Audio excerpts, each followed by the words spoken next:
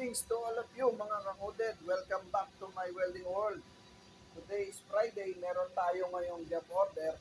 Kagaya ng ginawa natin dati, yung pin niya maluwag na. Bali overlay lang natin yung butas para hindi pakalog-kalog yung pin. Papakita natin sa inyo, meron din tayong konting i-overlay dahil manipis na yung plate para kumapal-kapal ng konti. Okay guys, tara, samahan nyo ako.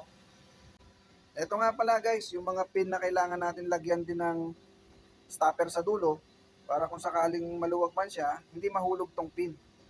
Mga kakoded, kung isa ka sa mahilig sa mga ganitong usapin about welding, baka pwede ka namang mag-like, share, and comment. At mag-subscribe ka na rin sa ating humble YouTube channel, Multi-Coded Welder. Ayan guys, nakatapos na tayo.